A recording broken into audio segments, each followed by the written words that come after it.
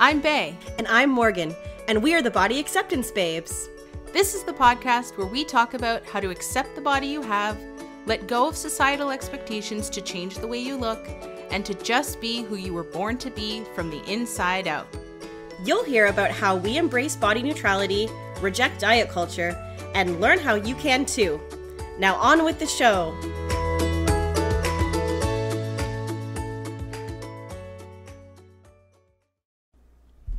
Hi, Morgan. Hey, Bae. How's it going? Good. How are you? I'm good. How was your week? It was good. This actually would flow into my story. On the weekend, yes, on the weekend, I live in a town that has a fall festival that celebrates all things plaid. That's amazing. It's like a real life Hallmark movie. That is amazing. And so my body acceptance moment was that I had an outfit planned out to wear. And I bought this new plaid Ruana, and I was going to wear that with some boots, and I was so excited. And then the day rolled around, and it was going to be like 23 degrees, and I was like, I can't wear this. I'm going to die. I'm like, I run warm, and I was like, there's no way I can wear this in the hot sun. In the U.S., that's like 76 degrees, like 70, something like that. Oh, good. Yeah. You know that. I don't know that. I'm just ballparking. It could be even 78, but like, yeah, I think it's 76 around. Yeah. Too hot for anything. Sweaters and boots. Yeah. Too hot. Yeah. So I had to change what I was going to wear in the morning.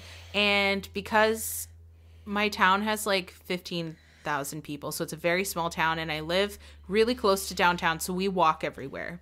And so I needed something comfortable for walking, but also like not super hot, and also wanted to wear plaid because I wanted to like fit in with the theme, because I love a good theme.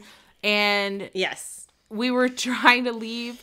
We told the dog we were leaving, and then he was all excited, and then I'm trying to find something else to wear, and it took forever because I started looking in the mirror and I started judging myself, and I ended up wearing something that the old me never would have wore, but the new me wanted to embrace being comfortable and wearing something. So I ended up wearing a crop top with bike shorts, and then a tunic length plaid shirt, like a plaid button up open. Yep. And I did still end up wearing my boots, because with the shorts and the open shirt, I was okay. Yep. But I really was like judging myself hard, and I did not like, the voice in my head was like, you don't want to wear this. People are going to make fun of you, blah, blah, blah, blah, blah. And then the quiet voice in my head, which we're going to talk about today, was like, I feel really good in this. I feel really comfortable. And even though I don't feel confident in this moment, it will come. And honestly, by the time we were done, I felt amazing. And I was like, I want to wear this outfit again. So yay! That's awesome. Yeah, that's awesome. That's amazing. Yeah. That's how was your week? Yeah, I have a similar story actually from today. The weather changed where I live very drastically from summer to fall. It went very drastically from 28 degrees, which is like 85, 90, to something like, 10 degrees, which I once you get below 20, I don't know the Fahrenheit very well, 55-ish. Yeah. I'm going to guess maybe 60. I don't know. So Cold. And I'm a lover of summer. I feel the most comfortable in shorts and a tank top. So I'm finding this cold kind of unsettling, because I want to wear what makes me feel comfortable, but what makes me feel comfortable I'll be too cold in. So I'm kind of on this journey right now where I'm trying to find out what I feel comfortable in winter clothing wise. Because last year I wore a lot of leggings and just really baggy sweaters, and while it was comfortable, it just didn't like light me up that much. Yeah. So I think I'll keep some of them and I'll wear some of them, but right now I'm experimenting with long skirts that I could potentially wear leggings underneath to keep my legs warm. And then wear boots, right, to make them look cute. And then I'm just trying to figure out the top situation because I like wearing my skirts high-waisted, and then a lot of winter shirts are long sleeves. Like right now I have a tank top on, and when I went outside earlier, I wore a long sweater. Yeah. But I have my tank top tied up in a knot, like to go with the high-waisted thing. So I'm kind of like, well, I have to find shirts that are, it's okay if they're a little bit longer because I can tie them in a knot, but at the same time, they can't be ridiculously long or then the knot would just be huge and it'd be weird. Yeah. So I'm trying to find like cropped long sleeve tops to go with my like high-waisted skirts. Anyway, so today I was a little bit like, well, I'm going to wear this tank top and I'll just wear a sweater over top and, you know, it'll be fine. I feel like they totally make those. Yeah. Cropped long sleeves. I've been looking on Amazon, and I'm going to bite the bullet and order one and see, but they're just on the more expensive side. And because I'm nervous around sizing charts, like I hadn't, not to get a second story in, but I had an experience where I ordered a knee brace last week, and I went by the sizing chart. I measured my leg. It said measure your leg 4 inches above the knee. I did. I got a number. The number fit in a specific size. I ordered that size, and it was probably 3 sizes too big. Wow. For my actual leg. Like, it was ridiculous. So now I'm like, I don't know if it gave me like a form of PTSD for like ordering things online, but I think I'm gonna bite the bullet and order one from a popular brand and see if that fits. And I just wish they existed more in regular stores and stuff. Like, I love shopping at Old Navy and I love shopping at Reitman's and stuff like that, but I haven't seen anything. So so we'll see. Yeah, like they're just Amazon brands that are really obscure, right? So, and it's hit or miss. Fabletics has amazing sizes and lots of casual wear. Yeah. Fabletics. Okay. Yeah. Fabletics. Okay. Yeah. Awesome. I've been wearing them for like several years for athletic wear, but they also have casual wear. So for anyone listening, I love my Fabletics clothing. Yeah, but it was just a weird experience you had the opposite experience, but it's like, you don't get to wear what you want to wear because you have to prioritize yourself being warm, right? Like, it's like, that's true. And then you have to kind of just accept, like, it was almost like I just went into body neutrality mode where I was like, well, I don't want to be freezing. So I'm guessing I'm going to wear this outfit that I'm not that excited about. Like, you know, so I feel that way a lot in the summer because I'm like, I got to wear this because I'll be boiling if otherwise. Yeah. Yeah. Anyway, so today we are talking about intuition, which is one of my favorite topics in general. So, we're going to start with defining intuition because we tend to do that when we start with a new term. So, do you want to state the definition? Sure. So, intuition is a thing that one knows or considers likely from instinctive feeling rather than conscious reasoning. And that's from the Oxford Dictionary. And I think this is kind of hits the nail on the head. Like, it's a really good definition. I don't know how else you would describe intuition. It's basically like an instinct or like a feeling or a vibe even. Like sometimes I get it in the form of vibes. I don't know. Yeah.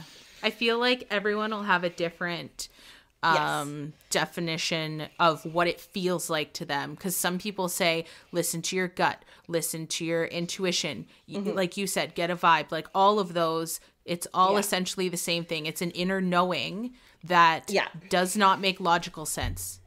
And I think always. For me it comes in different ways. So like sometimes it's a gut feeling, sometimes it's just something pops into my head and I instinctively know that that's the right thing, right? Like it can be different. So it's one of those things that you got to tune in. It's one of those things that's really hard to, like, you know, the definition sounds simple, but it's really hard to describe because everybody feels it differently. And if you don't know what it is, we can't necessarily help you because it's going to be different for you than it is for us. So it's one of those things that you have to start. What I learned actually how to connect to your, I want to call it your internal guidance system, whatever it may be, wherever it may come from. The best thing that I learned was like getting quiet and like, not necessarily if you're not a meditation person, but just sitting with yourself and just listening to what's going on in your body to like learn that there are different voices and different messages coming in. That's awesome. Like I guess for me, I associate intuition sort of with a feeling of joy. So sometimes what I remember I was told to do once by a coach I used to work with is like get into a state of joy. So like listen to music that lights you up or something like that. Do an activity that you enjoy, like for a hobby or for something. Watch a show that you really like, and then remember what that feeling is, and then whatever message will come through in whatever way, you'll probably feel joy after experiencing that message. So, or that internal guidance from intuition. So that's kind of what I do, like I use. So I think that's interesting. That's cool that we have two different options, right? Because everyone's different. Yeah, so, absolutely. Yeah. I think that's important when you're learning to listen to it. Because like for me, most of my life, I didn't think I had an intuition, because whenever people would say like, listen to those messages, I had no idea, because I described it this way in another episode, but like I always described what goes on inside me is like a little angel and a little devil, and the little devil was so much louder always. And so I never knew. And then when I had a thought of like, oh, maybe I want to do this, the devil would be so much louder and would be like, well, you can't do that, and here's all these reasons why, and that's a ridiculous thought, and blah blah blah blah blah. So like it took me until adulthood to know what that voice was and what it meant and how to access it and how to listen to it and how to turn up the volume on the angel and turn down the volume on the devil. Right. Yes. Yeah. And I think you brought up a good point that everyone has an intuition, everyone. And you just might not be able to access it or hear it, but you have one. And it's okay if you've never heard it, because we're conditioned by society not to listen to it. Yep. 100%. We're conditioned to listen to outside, external voices and external messaging, right? So so in if you don't have it, so if you don't think you have it, you do. You just like, you can use some of the tools that we just mentioned to try to start to listen to it. And my suggestion is start with small things, like, what do I want to have for dinner? Well, I guess this kind of segues into how do we use our next point, which is how do we use our intuition when it comes to food and letting go of the diet voice. But like, I usually start with something small, like, what do I feel like for dinner? And just like really sit with your body and like, and just be like, I feel like this. And then, I encourage you to eat that thing, even if you have to go out and buy it, and then see how you feel after you eat it. And you'll probably feel really good. So, and then that's kind of training your body to then listen to the next thing and the next thing. But so it's like, the diet voice might tell us not to eat something because it's, quote, unhealthy, or because it's, quote, I guess too many calories. Yeah, too many or calories. Or too much fat. Or too many carbs. Or whatever. But if it's something that, we really want, then there's probably, like, and we talked about this in other episodes, there's probably, the reason why intuition is so important is because there's probably a reason why your body is craving something or wants something to eat. Yes. So, like, have you ever had an experience where you've wanted something and you think that maybe it's because of, like, you're low in salt or you're low in, you know what I mean? Like, have you ever had that experience at all?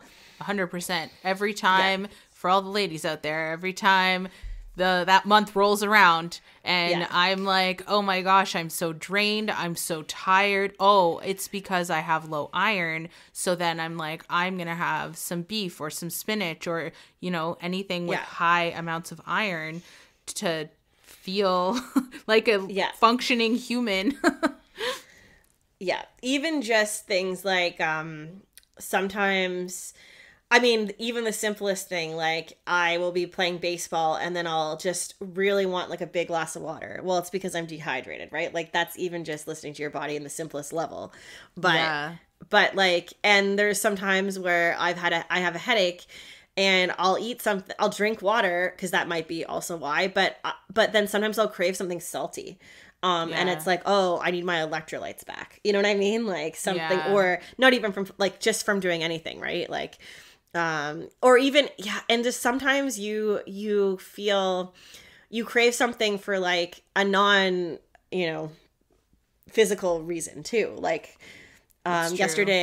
yesterday I ordered for lunch. I went and got some takeout and I ordered mac and cheese because I so like almost like I craved the warmth and the comfort of that type of food.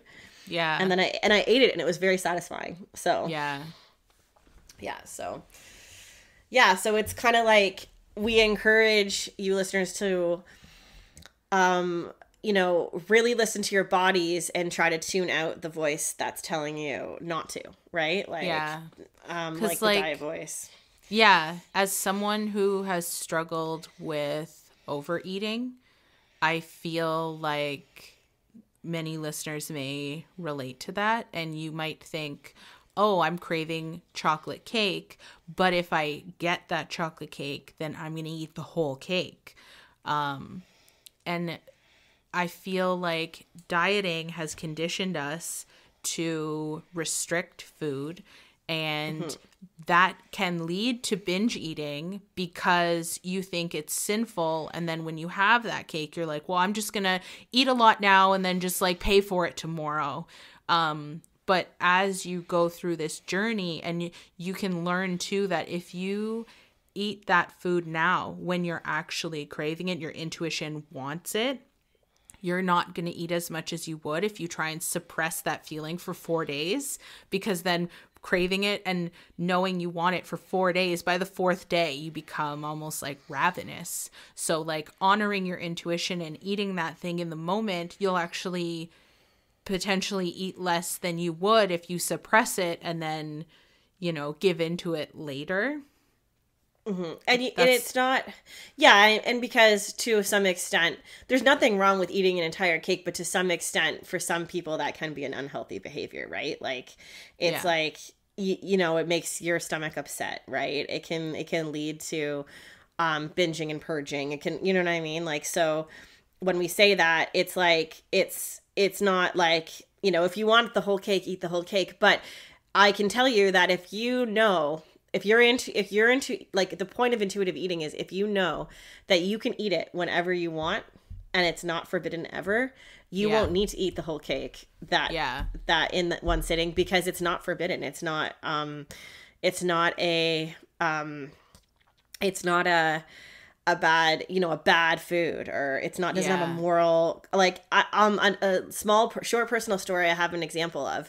When I was 17, I went to the Dominican Republic with one of my friends, and technically to drink at the resort, you had to be 18.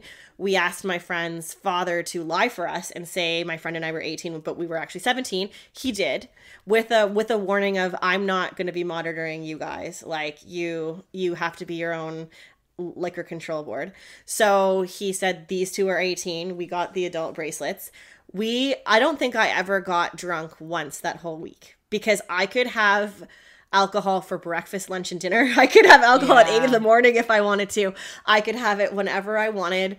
And it wasn't, I didn't have to just like drink a whole bunch to get drunk like some teenagers do. Because it wasn't forbidden. I could have it whenever I wanted.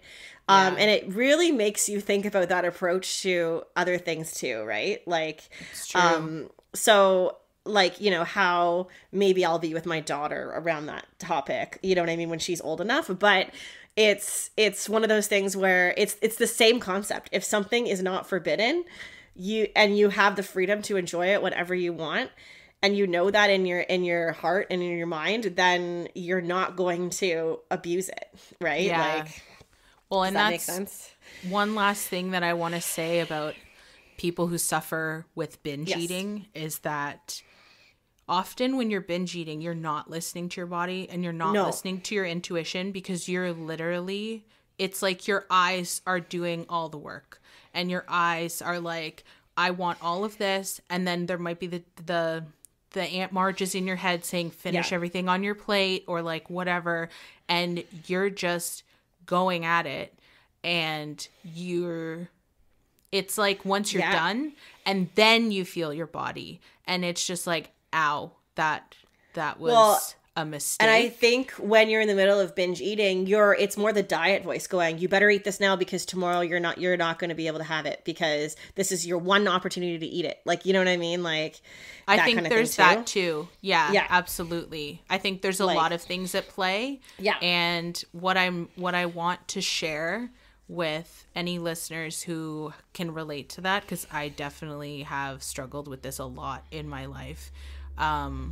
I want to share that if you can try and start listening to your intuition first and make things not forbidden, like the alcohol story, relate that to food, and listen to your body first before you start getting into anything, before you pick up your fork, it helps with the overeating, because you're tuned in to your body, and it helps you tune into your intuition, which can help you know, I want more, I want less, I want to stop now, I want to keep going. It's just that will guide you, and your intuition always knows best.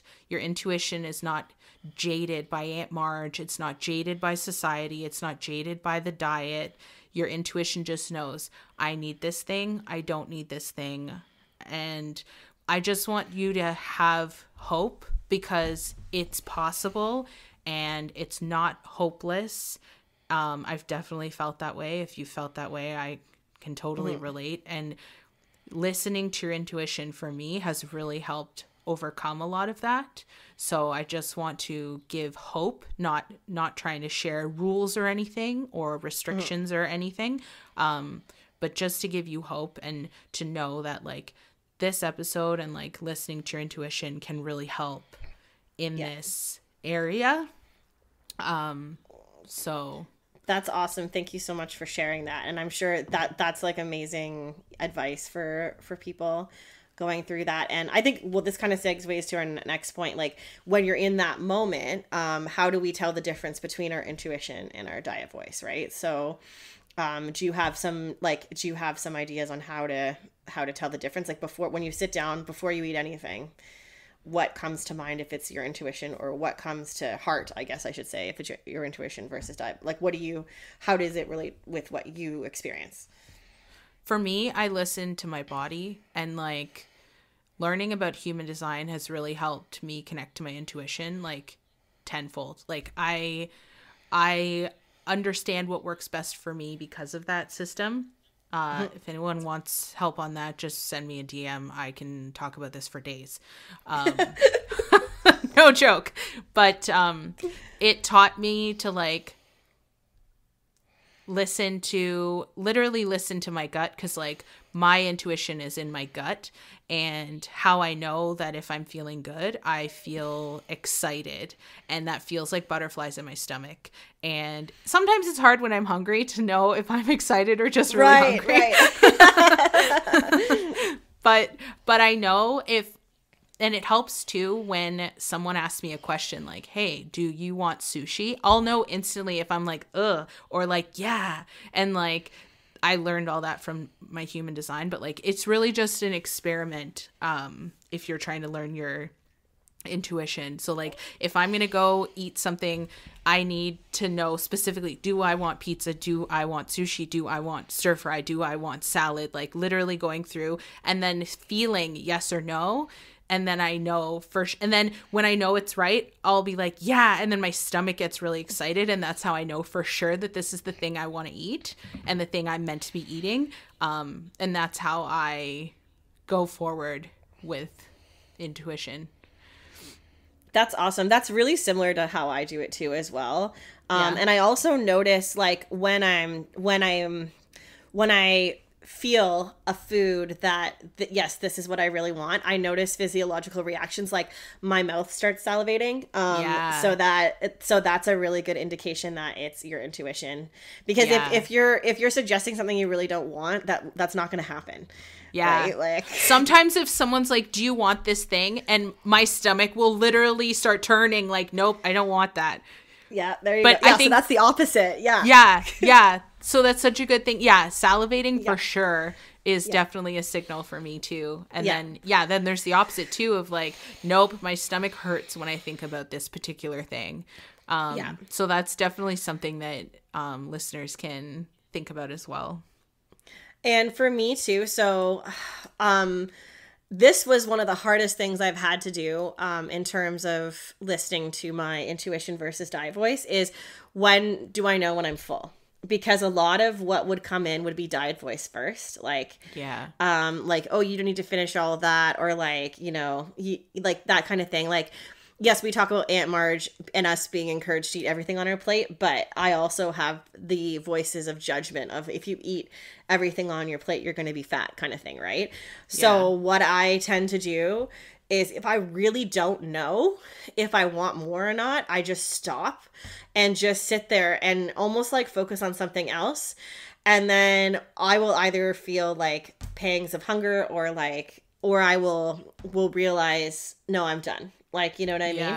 One or the other will happen, but it's like, I guess the point is I take the pressure off me making that decision. Yeah. So it's like, I just pause and I might chat. If I'm eating with my husband, I might chat with my husband. If I'm watching a show while I'm eating, I might just focus on the show for a minute or two. And then I will get my answer by letting go of the pressure to make the decision. I don't know if that makes sense. Yeah, but absolutely. I have something similar.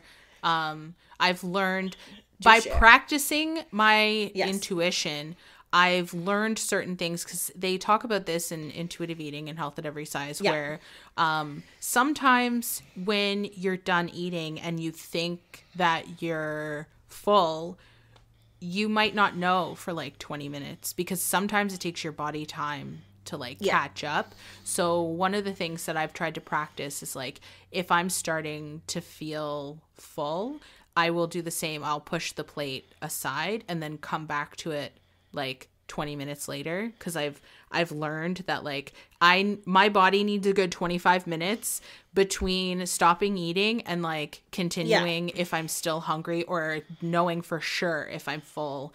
So one of those, it may sound diety to do something like that, but like you said, taking the pressure off and being like, I can have more if I want, or I can stop if I want, and that's okay. It has to be with the intention of, I can eat as much as I want, for as long as I want. I can sit here for 3 hours and eat for, you know what I mean? Like it's not, and also, even with, if you choose not to eat anymore, it's even, and my husband and I say this all the time, like, it's like, oh, I don't know if I want any more. Like, if I'm leaning towards, I think I'm full, sometimes my husband will pipe in and go, you can always have a snack later. So it's that recognition that nothing is forbidden and there is no restriction, right? Yes. You're allowed to eat as much as you want, for as long as you like, no matter what, right? Absolutely. So I agree that some people might see the stopping thing and as diet, because I think some diets suggest to do that, right? But from a diet perspective. Whereas we're suggesting it from a listening to your body's perspective, intuition perspective, right? Intuition and like honoring how you feel and honoring yourself and your desires. And that's what your intuition kind of is your desires, I think. Exactly. Yeah, exactly. And it's, the reality is, if you overeat, it's uncomfortable. So it's like, how do you, and sometimes we do overeat, and I've done this many times. I overate, the other night I had Indian food and it was so good and I just kept eating. And I felt very full. But that feeling just reminds me that next time I just need to be more aware. Like, I don't beat myself up about it. I'm like, well, I ate a lot, so of course I feel very full. And to the point where even, like, I didn't need breakfast right away when I usually do the next morning. Like, it's like my body, like, didn't need breakfast when it normally wanted breakfast because I had eaten so much for dinner. So that's okay too, right? Like, and I think because you are in tune with your body, you knew the next morning, you're like, well, I'm not hungry now, I'll eat later. Yeah, I'll eat later. And I waited until I felt hunger, and then I ate. So it's not like I ignored it. It's not like I skipped a meal.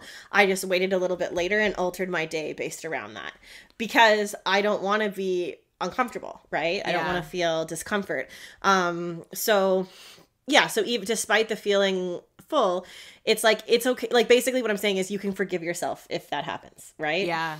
Because this is a learning process, and sometimes things do just taste that good.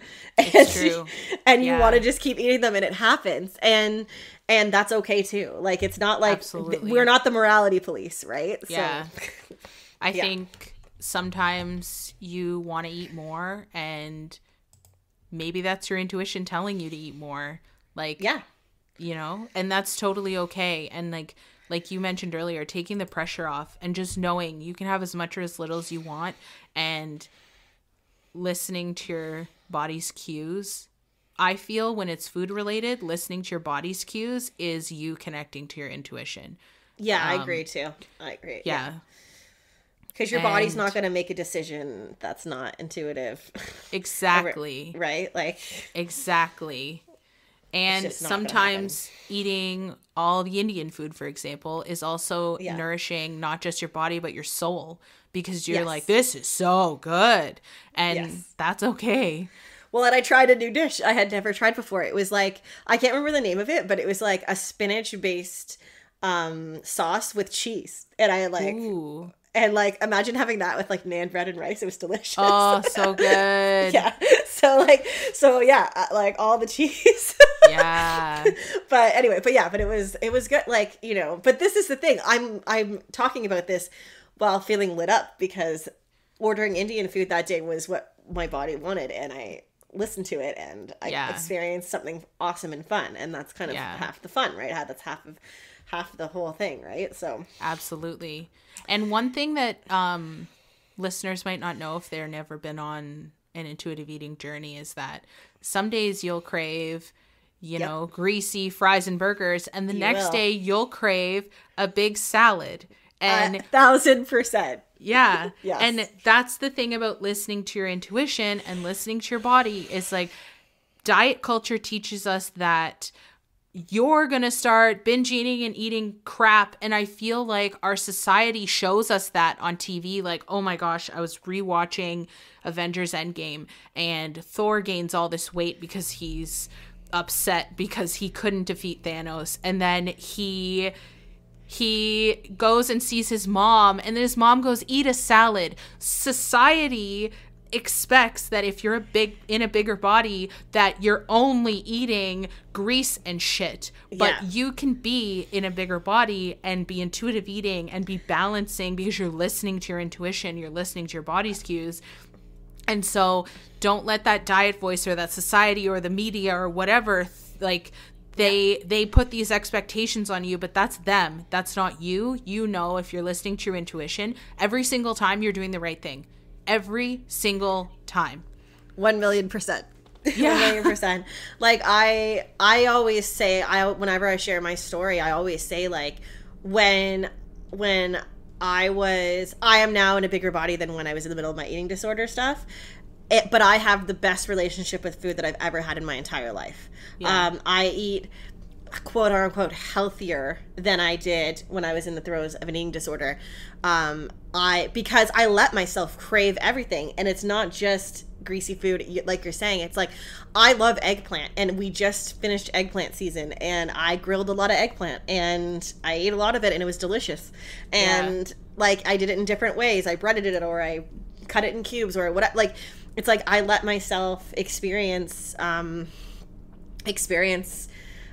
different foods. So because of that, I now get excited about food, right? Like, it's about all foods. And eventually, if you follow an intuitive eating journey, I believe you will too. 100%. Because you take the morality out of food. Yeah. Like, greasy food isn't bad and salads aren't good. Like, it's, Yeah. you just take it. It's all neutral. Food is all neutral. Yes, exactly. Yeah.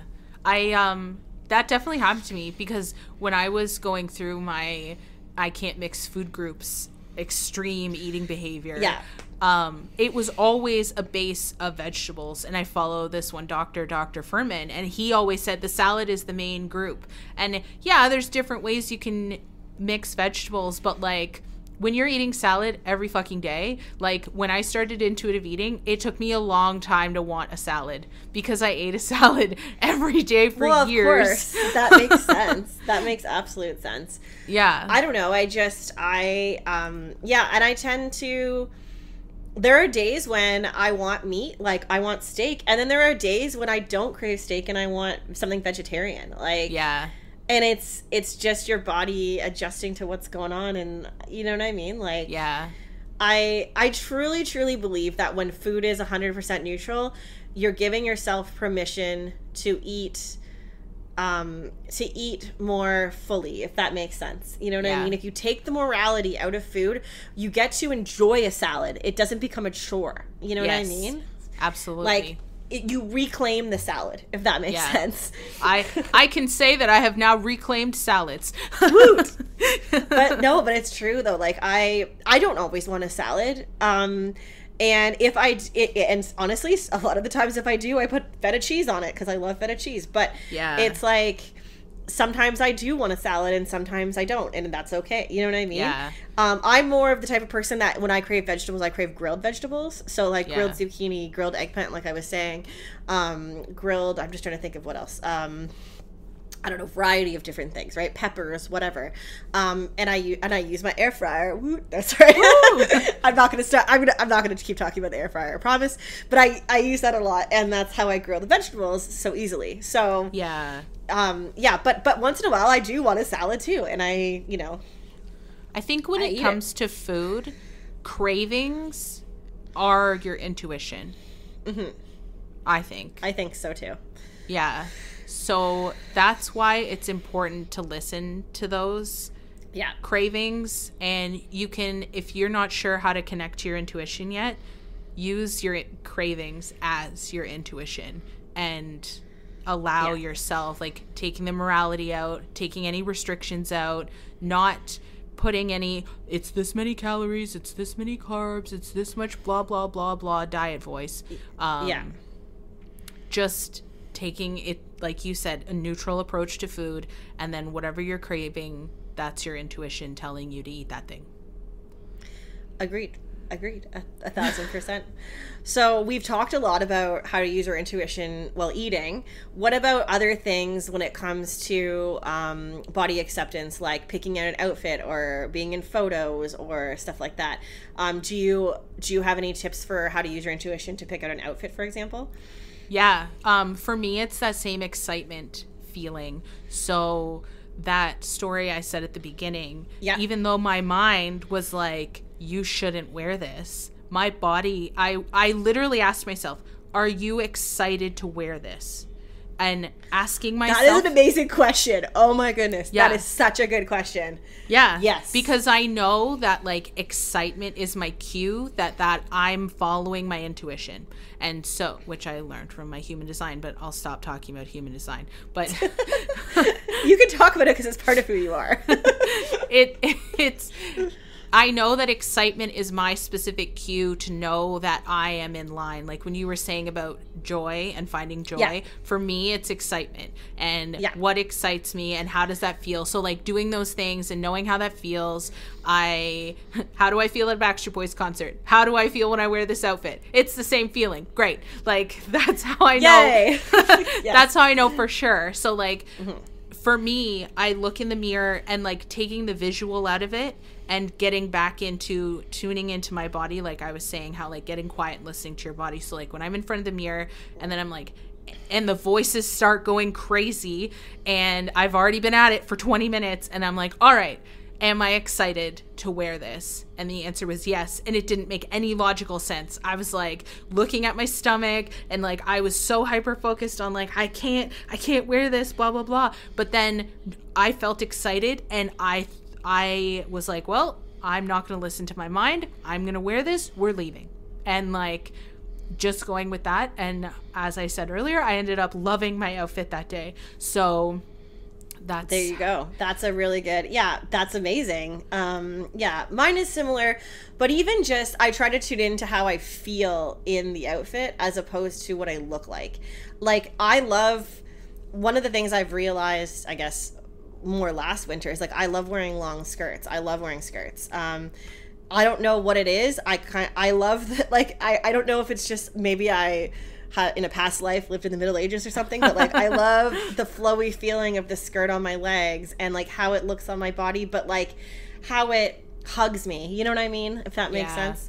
Yeah. So I try to, as much as I also think about the like, or try to feel the joy, it's like for me, it's also how does this feel on my body? That's good too. And even just like, is this, and to the point where it can be so simple that like, you know what? No, this is pushing too much on my stomach. Yeah. But after a while, it's going to get uncomfortable. You know what I mean? Yeah. I'm going to change. Whereas maybe I have another event where I'm standing most of the time where that's not going to matter. Right. Yeah. So like, but it's your body saying like, oh, this is kind of uncomfortable. Like, you know what I mean? Yeah. Like it's that feeling. And there are some, it's so crazy. Like there are some days where I'm totally fine wearing the uncomfortable dress, but then there are other days where I just don't want anything to do with it. Yeah. I just go with the flow and go with what my body wants that day. Yeah. And you know, and that's what brings me joy, I guess. Yeah. That's such a great tip.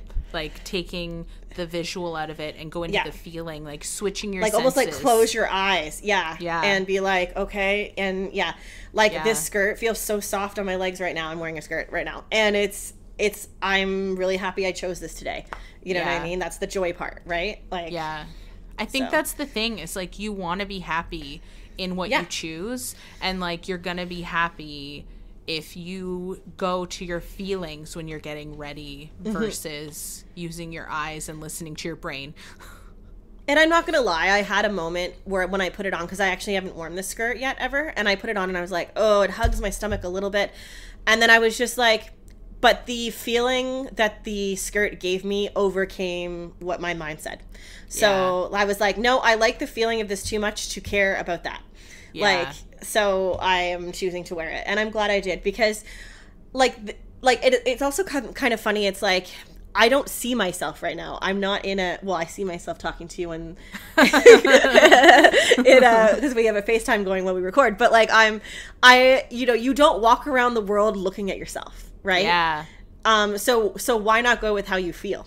Yes. You know? That's the thing, is like we focus a lot on like, how are other people gonna see me? But you're not in their head, you're not in their body, and they're not really paying attention to you. So no, they don't really care.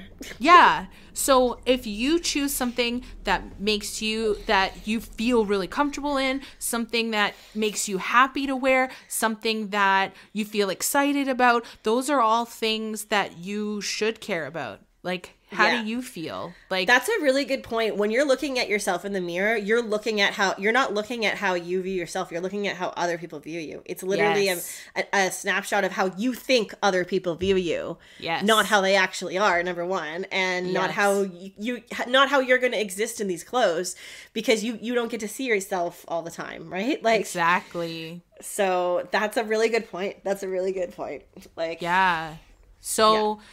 Trying to take that out, like one thing I like to remind myself is that other people's opinions are none of my business.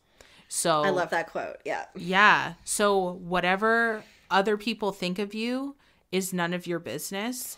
All that matters to you, or all that should matter to you in your life, is your thoughts and your opinions. And taking that even further is like you're separating your intuitive thoughts and opinions. I was just gonna say that. Yeah. Versus the societal conditioning that we all have from the diet voice, from society, from Aunt Marge, from et cetera, et cetera, et cetera. I think you could even, you could extend it to what you said, but like to simplify it, just be like, what anyone thinks of me isn't my, what was the quote? It was whatever. It's not my business. It's not my business what anyone thinks of me. It's not my business what my diet voice thinks of me. Yes. Like, right? Like, it's because that's not who you are. That's coming from externally, right? Yes. So that's coming from external messaging and societal conditioning. So oh my gosh. I love that so that just popped into my much. head. That just popped into my head, but it's true. Like sometimes when I'm doing these recordings, things just come to me like, but that's your intuition. That's my intuition 1,000%. It knows. So, and I think we kind of rolled into the next point about how intuition can help with body acceptance and body dysmorphia is kind of what we just said, that like the diet culture voice isn't really you, and it's not. Yes. We are allowed to set it aside. Yes. So that's a huge lesson that I've had to learn in my life. Those two voices in my mind, I had to learn that the devil voice is not me. It's the conditioning, it's society, it's all these external influences. Yeah. And the angel is like, you could look at it that way too. The diet culture voice and all that, they're external influences, and your intuition is internal influence. Yeah. And your internal influence is always has your best interest. Always. So if you ever feel like you're alone, you're never really alone, because your intuition has got you. Like, it's got you. Yeah. It really does. And it's okay if you have days where the diet voice or the devil on your shoulder is louder, but it's okay to just acknowledge that they're there. But like, you don't have to listen. You don't have to. Don't engage. Don't engage. Yeah. And like sometimes I will legit just throw up my hands and walk away from a mirror if I'm having a really bad body dysmorphia day. So, because I'm just like, I can't, it's just, I'm not hearing my intuition right now, and this isn't helping me. This is not, I'm not in a, like, this is not helping me. So this is hindering me. So therefore I'm just going to walk away. And then sometimes I have to do that. Right. So yeah, absolutely. Yeah, so I think that's a really good role. We talked to, sorry, continue. What were you going to say? I was going to say, I feel like when it comes to body dysmorphia and looking in the mirror and body acceptance and body neutrality, when you're prioritizing your happiness and you're listening to your intuition, it can feel really confusing at first, because you're looking in the mirror and you're like, oh, but my arms look so big, or, oh, but my stomach is, showing. And when you listen to your intuition, at first it can feel really awkward. And you're like, well, I'm going to go with what feels good because I want to try this out. I listened to this podcast. These girls suggested this thing. I'm going to try it out. Yeah. And at first it's going to feel really weird, and it might... that voice in your head might be like, no, this is wrong. This isn't how it's supposed to go. But try it a few times. And then eventually you'll start, when you're having a bad body dysmorphia day or you're not loving yourself, it is comforting to know that, oh, but I feel good in this. Or like, this makes me really happy.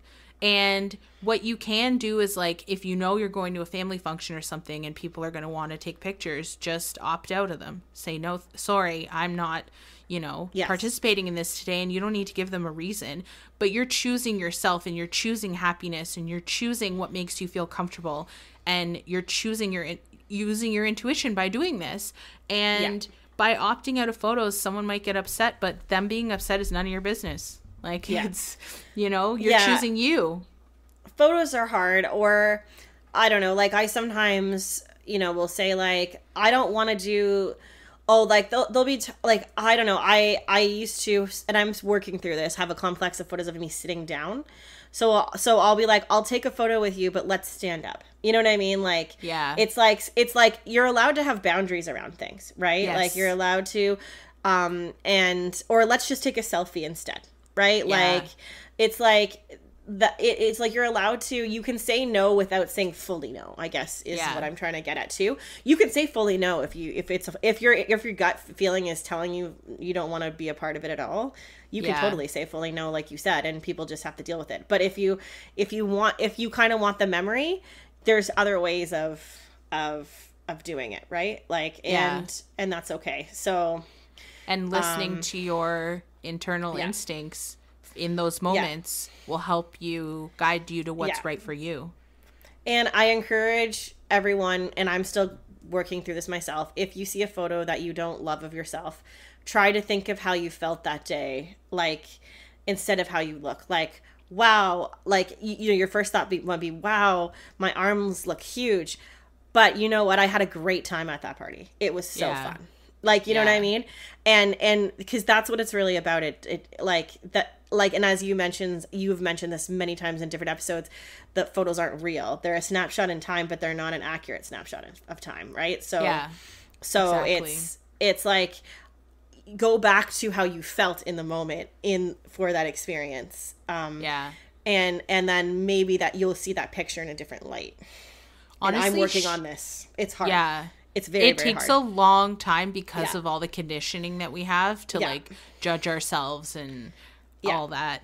But it honestly really shifts.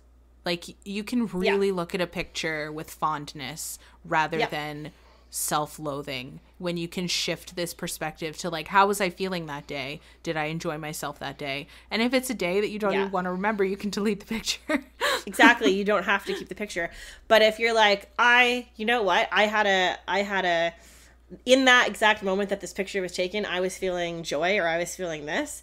It doesn't matter how you looked, right? To the camera, which isn't even a real thing. Yeah. So it's an inanimate object. So, and this, I think this kind of segues into one of our final points, which is how can we improve our mindset how do we use our intuition to improve our mindset? This is one of the things. By focusing on how we feel as opposed to how we look, by focusing on how we feel as opposed to what other external voices are saying around food, by focusing on, I guess, our soul and our heart and our whatever, that is how you can shift your mindset around food and around body image, and really lean into body acceptance. Yeah. I feel like it's such an important part of the body acceptance journey, is literally just asking yourself, does XYZ make me happy? Does wearing this outfit make me happy? Does eating this food make me happy? Yes, does looking at this picture make me happy? Was I happy at this event? Like, all those things. And it's like, it can really shift. Like, I said this in our intro episode, if we're going through life and we're not happy, what's the fucking point? So like, if you're, eating something or wearing something, like, I ditched all my shapewear. Does shapewear make me happy? Hell no. So I got rid of it. Shapewear in a long time. Either. So it sounds so simple, but it's like, does this make me happy? No. Mm-hmm. Bye. Yeah. Thanks for nothing. Yeah. And it's okay if something made you happy at one point before and it doesn't make you happy anymore. Or the other way around, like something you never thought would make you happy does. Like, I never was into crop tops, but now, but I ended up talking about crop tops in this episode. So you know what I mean? Like, cause things can change as you grow and change as a person. Right. So, and learn more and become more open and become more, I guess, accepting of who you are as a person. So it changes your outlook on things. Absolutely. And if you are prioritizing your happiness, then you're able to hear the difference between those two voices in your mind. You're able to say, well, this one doesn't have my best interest at heart. This one is just trying to, follow these rules that people have put on me that aren't even my own rules. So by just just doing that, you're able to choose better clothing, you're able to make better food choices, you're able to pick better events for your life, you're able, like, just that little shift. And like, it really does come down to your intuition, because your intuition always has your happiness first. It has your happiness, health, and safety first. Always. And I would even argue, like, a lot of people will say, you know, as an argument towards our intuition points, and about, especially about a lot of our eating talk, is like, oh, but you have to be healthy, but you have to be, you know, you have to eat healthy, but like eating greasy food isn't healthy. And to that I say, I honestly believe that one of the most important things that when it comes to your health and prolonging your life is happiness. If you are not happy, your body is under stress. Your body is, you're in a depressive state. That is not how your body is going to thrive and function properly. It's not. Yes. So, like, I just listened to a true crime podcast where a child of this couple went missing, and both parents passed away very, very young. Because if you think about the stress they were under when having that experience. So take that and think about that for a second, and think about if we're constantly under stress, which essentially is what dieting is. Yes. It's constant stress for our body. How great is that going to be for the long term, right? Yes. Like, if we're in a state of happiness, it's we're going to prolong our life. When you, like, I've read books on blue zones, for example, where people live really, really long lives, and they've done research on them. And a lot of it is around happiness. Yes. Right? So it is not talked about enough that mental health and state of mind and happiness is a huge aspect of health. Health is more than what you put in your mouth. It is a component, but how you live your life is so, exactly what you said, is so important. And 1,000,000%. Yes. And you can take comfort knowing it literally ties it all together. Your intuition has your best interest at heart. And it absolutely does. If you're craving a greasy burger, there is a health reason that you need that. Like, maybe you need the fat from the grease. You need fat for your brain to function. Like, you need that in your life. It's okay. Like, it is so much health. Health has become such a diet and exercise thing, but health is an overall life thing. It's so much more than that. It's so much more. And your intuition has your health as top priority, because it wants your body to survive and thrive. And that is, it involves everything, like, not just food, and it's everything. And you will, and I guarantee you, if you follow intuitive eating and you allow all food and you don't restrict anything, you will get excited about the greasy burger, but you'll also get excited about the salad. You'll also get excited about the fried zucchini. You'll, like, it will all be, and it will become all about listening to what your body needs in that moment. Yes. Yeah. And that's, you can really take comfort in when you're listening to your intuition that, nope, I lost my point. Take comfort that your intuition has your best interest at heart. Yes. Yeah, always. It always does. It always does. Yeah. Your intuition wants you to be happy and healthy. And so if you focus on happiness, health will come and balance will come, and absolutely, you know, like, less stress will come, like, it all it's getting out of your head and getting into your body is how I usually put it. And that and getting into your soul and what your spirit wants too. Like, I feel like it's your body, but your body is also it's a house for your soul, right? So, I think that's such a better way to put it, because it's like, it's not your body, it's your soul. But your body's its house. Yeah, exactly. I don't know. So I say it like I think of it like that in my head. It's true. It's true. Yeah. So maybe, you know, it depends on listeners what you want to, you know, how you want to. There's so many different ways to think about it. Yeah. But it's literally like your head houses all the societal shoulds and conditioning, and your soul houses your intuition, your soul. Amazing. Yep. I love, how you just said that was amazing. I love the distinguish between the two. That's how I guess that's where it is. And hopefully throughout this episode, we've helped you listeners I think we've touched on a lot. To know how to connect to it. And definitely reach out in our Facebook group if you have more questions. Well, you will hear this a couple of weeks later, but we just started a Facebook group. We're really excited about it. So we can have discussions about this. Discuss all the episodes, anything that you hear, anything you want clarification on, anything that you're going through, just throw it all in the Facebook group. We're both in there, and we can answer any of your questions or and hopefully this helps you improve your life if you feel like you're in a place where things are hopeless or you're being controlled by the diet voice. Hopefully this helps you get to a place of peace, a place of joy, a place of happiness where you can thrive in your life. Yes. I hope so too. I think there was a lot of really great info in this episode, and I hope that it's reached people in a positive way. Me too. Yeah, I really do. Mm-hmm. I really feel like this is something that has completely shifted my life. Me too. Like so much. Yeah. And I want that for other people too. Me too.